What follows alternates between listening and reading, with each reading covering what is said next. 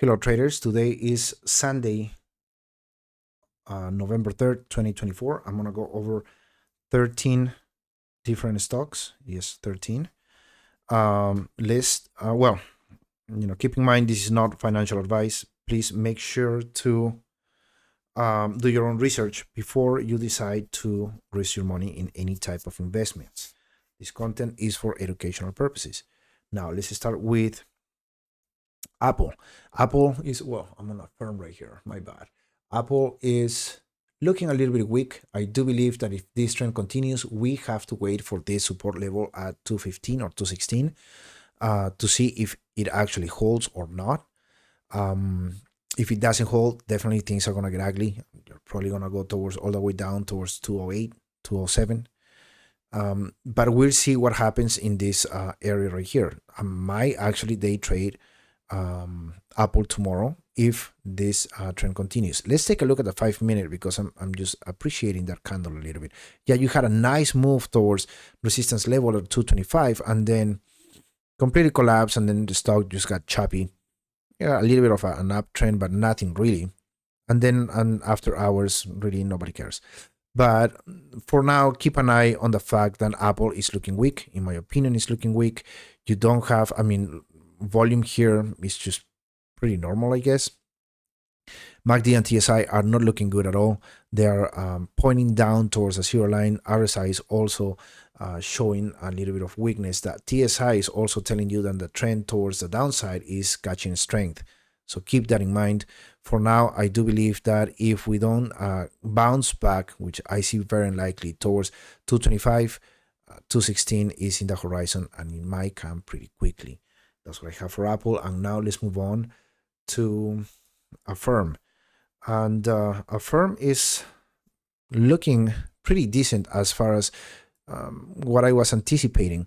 One of the things that I like is, and we are right on top of the 35 SMA on the daily chart. And another thing that is happening is that you are still respecting the 42.5 level. It's been something that we have seen in this area quite often, whether if it was broken to the upside or to the downside. But I like the fact that Friday, we closed over the 35 SMA. You're still under the 45 level. You have a volume shelf here, which is also something to keep in consideration. You might have higher resistance on this resistance level at 45. But other than that, I think if we come into earnings, which is Thursday, and then in addition to that, if earnings are good, let's say, and in addition to that, the Fed decision on interest is positive for a company like AFRM, then I think we're going to see a very positive move to the upside. If that is the case, you're probably going to break 45 very easily. We'll see what happens between Monday and Thursday, though. You have elections coming on in a couple of days. That's also going to be a catalyst for pretty much every single stock. So keep that in mind. Anyways, I think if there is a positive move after earnings and after the Fed decision, let's say best case scenario, you're going to break 45 easily and start moving towards 52, which is this level right here. It would just keep breaking. This stock tends to move in a very strong way for either direction, so keep that in mind. But for now, we're ranging on 42.5, that's your support. The 35 SMA is also your support, keep that in mind. And you have your resistance at 45. Let's move on with Amazon. And one of the things that I did tell you, I had long positions on Google and long positions on basically calls on Amazon as well.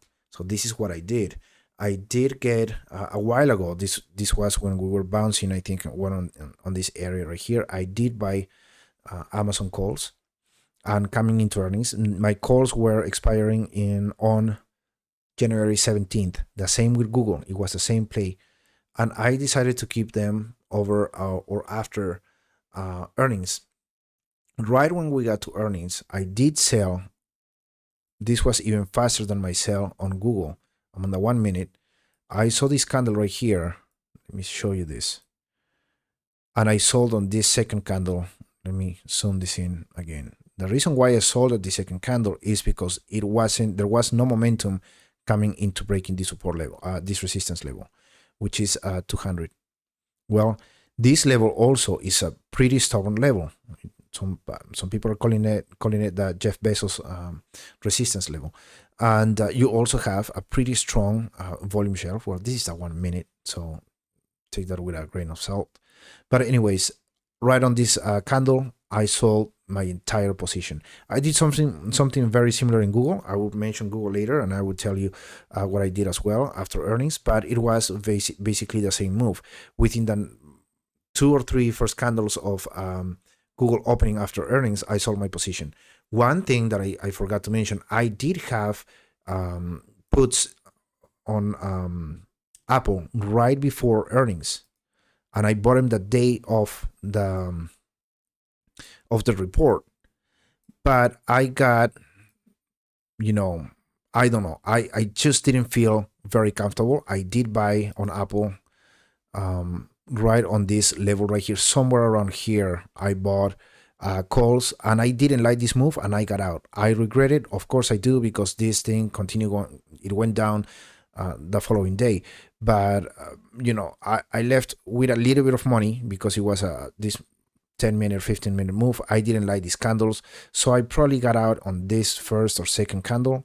I was still green, but it was a bummer because it was I guess impulsive trading that didn't go in my direction, meaning that I did sell too soon. But again, the fact that I knew it was an impulsive trade was making me uncomfortable, and that's the reason why I got out. Anyways, so those were my 3 positions into earnings. Amazon and Google definitely did great for me. I do believe that Amazon is probably gonna fill this gap. There might be an opportunity for Amazon to the downside. And this chart is telling you, I know that there is, or I think, I shouldn't say I know, there is a Jeff Bezos filing to sell $3 billion worth of shares. If that is the case, if I am correct on that, well, this stock is gonna probably start filling this gap right here. Keep that in mind. Your support level is 190. Your very strong resistance level is 200. So I will be quite surprised if we break 200 this week, to be honest. Let's move on to Bitcoin, and lost momentum again. And I've been telling you that this whole play is all about momentum. Now, what we have going on is this week on the election, I think if Trump wins, Bitcoin is going to rally. It's probably going to hit new all-time highs. Everybody's going to be happy. If Kamala wins, I think that situation would bring so much uncertainty to the market that not only Bitcoin is going to be affected, but Bitcoin or crypto related stocks are going to be affected, and a lot of other stocks, especially like Tesla, for example, is going to be a shit show. But anyways, let's see what happens. Let's really pray that things actually move to the upside regardless of who wins the election. But for now, your resistance levels are the same. You have this resistance level right now at 69 basically, and then your support level, which I think is a weak support level, is 67.3. Why do I think it's a weak support level? Because it, at least for now, looks like there is a lot of momentum building up towards the downside, towards a 35 SMA, maybe this trend line. We'll see. MACD and TSI, that's what I'm saying. They are looking, at least right now, not too good, pointing down, moving towards the 0 line. They still have ways to go, especially the TSI and the MACD. RSI is already pointing down. We'll see what happens, we'll see if volume comes in, but I don't have any big expectations of reaching higher levels right now, at least until we cross the election. And if the election comes around with Kamala being the new president, then don't be surprised and we go under 60 pretty quick. That is what I have for Bitcoin. And let's have a conversation about Clover Health. And let me take a quick note on Clover. I still like this name. Earnings are coming next week on Tuesday. Wait, on Wednesday maybe. On Wednesday the 6th. We are in range right here, right under 430 and above 390. That is a good level. MACD and TSI don't look extended. RSI is looking okay. It's looking up already. but we'll see what happens this week. Let's see at what time of the day. I think it's at night. Yes, at night.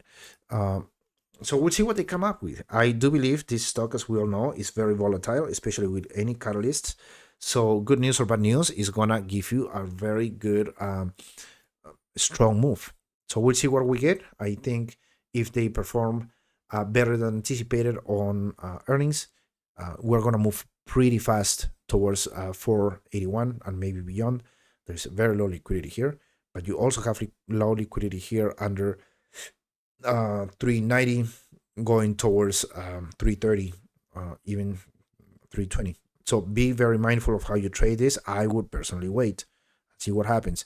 The bad thing is they are reporting after earnings, so kind of really hard to I wouldn't risk any money. Trust me, I bought, it was only one call, but it I bought Robinhood, and the next day I was going long, and the next day and it didn't have a stop loss because it was only one call, but it was 100% gone the next day. So just keep in mind, don't gamble with your money. Don't even though it could be one call, it could be whatever. Have some respect for your money. That's my advice, if I can give you any. Anyways, let's take a look at and I want to tie this up with what I did with Amazon and Google. Let's talk about Carvana. Let me take a quick note. One of the things that I mentioned about SoFi, Google, Tesla is also kind of behaving like this. We had a very nice earnings report, beautiful. You went up, in this case was almost 20%. The following day, you went down 7.4%, give or take. One of the things, and you have to be very careful, and that's why sometimes if I see a very strong move to the upside, I sell, right on the top of the first day. So you can see here, the next day, you had an open here, and then you had a continuation to the downside. Now, I'm just reading this candle. Let's take a look at the 5-minute, and that might give you a little bit more color. So you started your day here, went all the way here, and that's a week on the on this candle itself, and the 1 day candle.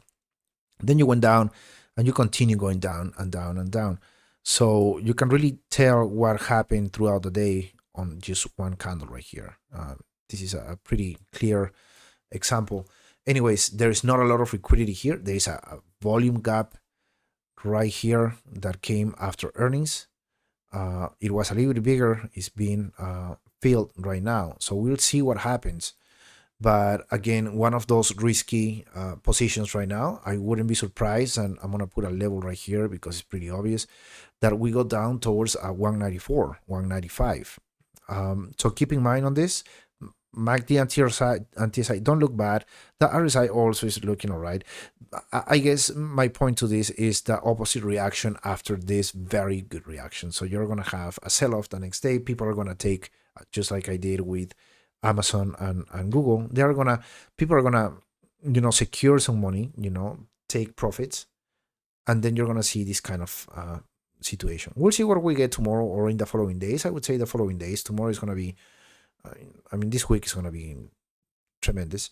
But anyways, keep in mind you have a huge gap of volume right here, and you have very low volume going towards 194, 195. That's it for Carvana.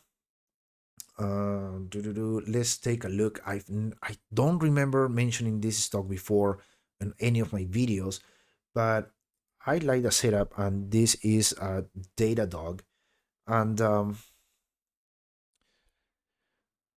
you're coming into earnings on Thursday the 7th. Now you are right on the 200 SMA, 35 SMA. They are colliding right now.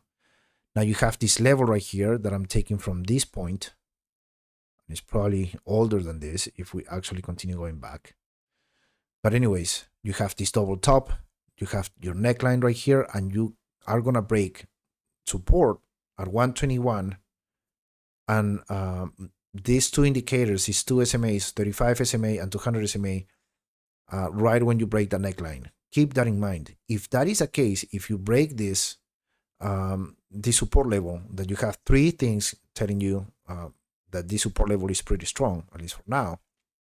If you break to the downside, you're probably going to run towards that 325 SMA, which is this level right here. Keep that in mind. This level right here, 121.3, in my opinion, is extremely critical for this name. You're also coming into earnings. So if earnings are bad, then this thesis is going to be, or this setup, not thesis, setup is going to be validated. If they have good earnings, obviously there's no validation on what I'm saying. Things are probably going to move to the upside. If you come in line, you're also going to go down. MACD and TSI not looking the best. They are losing momentum, starting to go down. RSI is also going down. There might be some opportunity here that unfortunately you have to wait until earnings. I wouldn't go put, I wouldn't buy puts even if we break right here. I don't know, it would be a little bit risky, but I like this setup. If earnings weren't right there, I would be actually putting money on this as soon as we break resist support. Anyways, interesting setup. Let's move on to Google. All right. Okay. So on earnings, we were here. Very good earnings or decent earnings. You went up a considerable amount. I don't know. I think it was like 7% or something like that. Let's go to the 5 minute. And you were, let's take a look. You were right here. I sold my shares right on this move right here. As I think this candle was red. It was. You can see it right there. It was minus. Anyways, I was in this red candle. I got out. This is a 5 minute, so I was out in one of those first 5 candles. And then you saw a continuation to the downside. You are seeing this on Tesla. You are probably going to see this on Amazon. You're seeing this in Carvana. You're seeing this in some other names. And I think you might have, at least for now, you have the support level at 170 or 171. If you break that, you're probably going to go towards the 35 SMA. That's that simple. If you rebound, you're probably going to have a little bit of a chop move until we at least pass how you call it, the election, and then we'll see. But anyways, I guess I'm pointing out Google because I was playing that move, which is the reaction to the upside, get out really quick, even though my calls were for January. But I just wanted to take my profit. I think a lot of people did. Amazon is probably going to behave the same way. And some other names like Carvana, for example, is probably going to have a pretty similar reaction. Anyways, let's move on to a very solid name. It's been performing very impressive, and that is HIMS. And every time I take a look at HIMS, it surprises me, especially that the reaction of how buyers come in. One thing that I'm not very surprised anymore, I believe, is how solid these levels are. And I'm not saying that because those levels are the levels I am putting on my charts or anything, because you can find the same, I guess, areas, give or take. They don't have to be precise by much, but the fact that it's respecting these levels in such a way is quite impressive. So you had on Wednesday the 30th a drop of 14, almost 15%. At one point it was over 15%. You got to this level, 18.7, give or take. You came back. Then the following day, you also went down about 1%. You went a little bit under, and then you closed right above the 18.7 level. And then on Wednesday, boom, you closed 8% to the upside. You touched this level towards the beginning of the day. Yes. Let me see how we read. Yeah, you touched this level on the first 5 minute candle, and then you just kept going up after hours. I don't care in this case, but I think this is a pretty solid setup. Tomorrow, our earnings, I think they are at night. Let's take I wouldn't be surprised, and they're gonna beat. Again, I don't know if they will or not, but if they do, keep in mind this thing is probably gonna fly towards 23.5, 23.4 with ease. I love the move on Friday. This name continues to be strong. Again, the way buyers step into this name is quite impressive, and you have you see that in every single move that you have a bad catalyst or bad news, which is HIMS is very reactive as well. You have these drops and then buyers come back in, buyers keep pushing up, and then even in this move right here you had on Friday, which is normally a day with low volume, buyers still stepped in and came in. Maybe there's a lot of people buying the dip, I guess, and grabbing some shares, especially more than options, and bringing this up. Institutions probably do the same. So we'll see what happens tomorrow. I really hope that they beat. I like this company. I think that at least for now, and I say this all the time, they're gonna continue dominating telehealth, and then we can cross a bridge when other competitors like maybe Amazon, Walmart. I wouldn't be too worried about Walmart, but that's the only thing that right now I could think about. If I have to put a negative on HIMS, is like Amazon jumping into this sector with more strength, and then again, you cross a bridge when you cross it. But fantastic how buyers step in, how the strength on the stock. The good thing also that earnings are tomorrow and not on Tuesday. Keep in mind, next week, I'm going to say this one more time, is going to be difficult to trade. Congrats if you're holding. Congrats if you actually are buying these dips and riding this kind of a roller coaster at this point. But technically speaking, we are not looking bad. You're over the 35 SMA. Volume is not bad. It's not great or it's not bad. So it's neutral, I would say. TSI and RSI are looking at this point, are obviously not extended, but they are also not looking bearish. Keep that in mind. The bearish trend, as you can see right here and here, is losing momentum, which is a good thing. We'll see what happens tomorrow during the day and then after hours when the news about earnings come in. Anyways, fantastic as per usual with HIMS. Let's move on to a name that I think, in my opinion, is weak, at least how the chart is looking, and that would be Microsoft. Look at this. So you had this move right here over the trend line to the upside on the symmetrical triangle. You broke resistance at 430. Next day you were under 415, which is a very strong support level. Then the next day you went up 1%, but in reality you couldn't actually hold it. Let's go to the 5-minute, and you had a rally in the beginning. And again, I'm just reading the candle when I see this, where you open and where you close. So you can tell that there was a little bit of a rally in the beginning of the day, and then, sellers came in. You hit this level. Levels work, my friends. 145.5. I'm sorry, 115.5. And I've been talking about this level for a while. You touched it. Boom, went down again.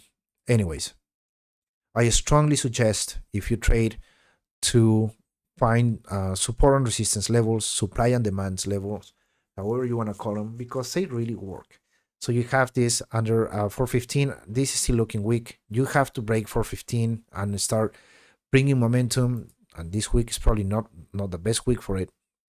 Bringing momentum so you can get back into this range.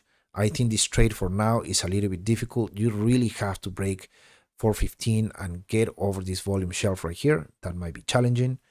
And then after that, work your way up again over 430. For now, I think it's more likely that you're going to go towards 400. Or, my level is 398, but you're probably going to continue going towards 400. Don't be surprised that things are going to sell off in the next few days. Again, this is a difficult week to trade. I'm glad I'm very busy with other things, so I can either sit on my hands or I can just take a look at charts and sometimes smile, because I'm glad I'm not trading that volatility place. Anyways, let's take a look. Since we're talking about the market in general, let's take a look at NQ. And if we go under, and I mentioned this a while ago while we were in this area, I believe somewhere here, if we are under 19.7 or 19.7, we're going to meet the 200 SMA. And at that point, we're going to be very bearish. It's not going to be a nice month if we break 19.7. Now, if we reclaim the 35 SMA and then we go over 20.3 or 23, I think we might have a little more hope of a continuation of the move. But for now, I don't know, we might actually be into a chop on this area. We'll see. Right now, you are negative 0.11%.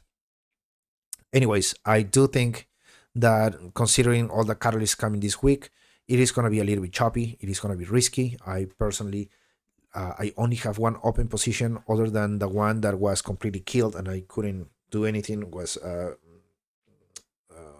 Robinhood. But anyways, I also have one more position, which I'm going to talk about in a minute. Anyways, those are your levels. You have to claim the 35 SMA. Right now, you're rejecting on the daily chart. If you go under 19.7, you are screwed. We are bearish at that point, in my opinion. If you actually manage, if we manage to go over the 35 SMA and then break 2.3, which right now, at least for this week, I see very unlikely, then we can be a little more bullish. We'll see what happens. Again, my thought process is if Trump wins, we move up. Kamala wins, we'll cry. Just because I'm looking at this chart, I don't care about Trump or Kamala at the end of the day. Anyways, let's take a look at Reddit. And this is another example of what I was talking about. You had Amazon, you had Google, Carvana, and some other names, and Tesla that had this beautiful move. Reddit, by the way, had an outstanding earnings report. You know, went up 42% on this day. Next day went up 2.8% again. So basically 50% in 2 days. Incredible. So now you're seeing this and you're down 5.3%. So you're like, what the hell is going on? Well, people are going to start selling their positions to take profits, number one. And the other situation is like, this is already super extended, at least for this one move, you know? Now, does it have more room? You can see it here, how wild this looks right now. Now, can they go a little bit higher? Yeah, they can. But in my opinion, considering, again, catalyst for the week, don't be surprised, and this is going to move down towards, I wouldn't say completely filling this gap, but it's going to move towards, you know, below 100. There might be an opportunity here to go short. But again, it's a difficult week to trade. I personally, I don't know. I don't feel like risking too much money. And again, I have other things. I just bought a business and I have to like really put as much time into it as I can. But anyways, and this week is crucial. So I'm using this week to really chill and just sit back and look at trades and enjoy a little bit of, I guess, I don't know, just looking at charts in general. But anyways, I think that we can go under 100 in this situation, considering what you can see in other reactions from other stocks. And not only that, I mean, the way when I see charts like this, for some reason I know, okay, I'm out. So if I was in Reddit, I would have been out on this first candle as soon as they open, probably. I don't care if I leave money on the table because I know that it's going to be an opposite reaction at some point. Now, let's close this video with my only one position, and that is XLU. And very nice move. You had this resistance support point at 80, 79.3, 79.4. So let's say 80. I did get my calls, I believe, on the beginning of the week, so somewhere here. And I was anticipating breaking this resistance level. I also was checking other utilities, this utility sector ETF. I was looking at some other names that are utilities, and they look pretty weak, and that's how I based my decision. I was like, well, I don't want to trade those names because I'm not too familiar with them, so it's more I would find more consistency trading XLU. That's what I did. It was down. It's been continued to go down. You have very low liquidity in this area, at least until 79. I'm not saying that it's going to reach that level, but what I think is going to happen is, and if the market continues to be weak, we might see, more of a selling pressure. Now, don't be surprised that if I see weakness or if I see an opposite reaction going on Monday or Tuesday, I would sell because I'm very green on this position as well. I'm very glad I did buy it, and it's playing out the way I want it. Another thing that I noticed was that you lost momentum here, and then you bounce on the 3.5 SMA. Then you came back, and I was looking at the reaction on the MACD, and the TSI. And then you had this flat area right here. And sometimes if they don't have a good reaction, there is a sell-off. Or, it depends. I mean, the stock is moving down, so that's what I'm saying. And then you were so close to the 35 SMA. There was weakness. Volume was increasing a little bit to the downside. So I did take a position on this candle right here that was pretty weak, and then, was a little bit flat. I didn't see any real move on my calls until Friday that we had a dip of 2.23%. Anyways, this might continue going towards 76. We'll see if that happens. I'm not saying that it's going to happen, but if there is any weakness going on, I'm probably going to sell and, take profits. That's what you should also do. If you already have a decent amount, it's totally fine. You don't have to wait for every single stock to run. Take your money and enjoy it. Anyways, that's all I have for you guys. Thank you so much. I will be posting this whole week, I think. Anyways, I'm going to start posting charts on X. The link is in the description. Starting tomorrow. So I'm going to try to catch up on that. Anyways, thank you so much. See you guys tomorrow. Bye-bye.